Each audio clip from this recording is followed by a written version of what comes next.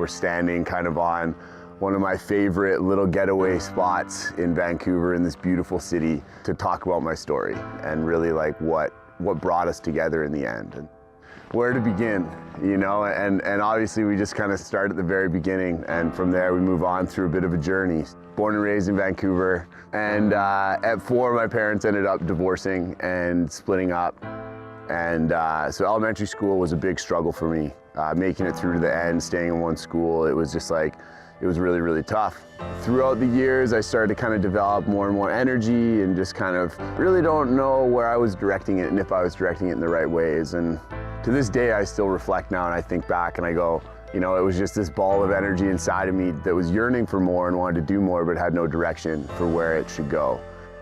In high school, things started really getting wild. Things started really kind of taking a turn for me. And that energy became more and more and more palpable and more influential in my life. And, you know, the kind of drugs started, and the skipping school started, and the partying started, and hanging with the wrong crowd started, and really fell into a rut in high school.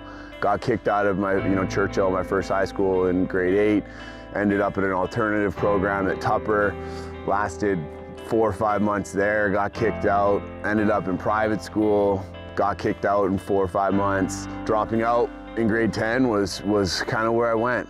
You know, it started getting really bad with the fighting, started getting really bad with, selling drugs, all kinds of stuff like that. And really in the end, it resulted in me ending up in juvenile detention.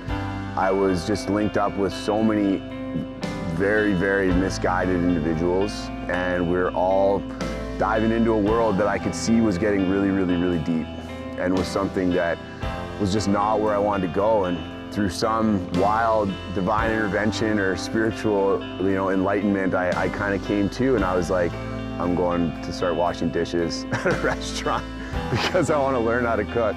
And so started washing dishes as a 20-year-old grade 10 high school dropout, with no idea where I was going to go. And diving into that, I ended up working really well. They moved me up to a prep cook. They moved me up to a line cook. I then became first cook. I then became sous chef, and ultimately was running this kitchen after 3 years. And it totally shifted my mindset, because it was the first time I ever experienced passion and a conduit for the energy that I had been basically firing all over the place since I was a kid. And this was the first time where I was like, wow, I actually have the power to do some stuff, and I'm good at what I do. At that moment, decided like, I'm gonna start diving into building a business. I'm gonna start doing things that are impactful, that help propel this world into a beautiful, beautiful state. And that's pretty much what my life has become about, is creating sequences of beautiful states around me. Then we get to this ride, and there's a lot that's happened since then for my spiritual journey that's gotten me to where I am with the fitness world and self-improvement world and spiritual world. But really in the end, like, it's all just come to this epiphany of living life to its fullest and really kind of reaching for those next amazing, hard, ambitious, can't figure out how the hell they're gonna happen goals. And that's where this ride comes in. And the moment we stepped into that decision of doing this ride and riding from Banff to Mexico, it was just like this hunger and this fire started building in me of like, yes, this is it. And then Take a Hike Foundation came in, and it's like, by the way, we can help kids that were like you when you were younger by doing this. And I was like, yes, this is it.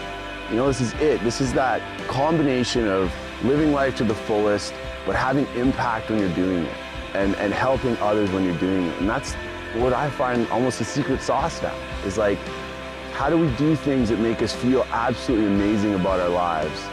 And in the end, we're able to totally impact and influence the lives of others.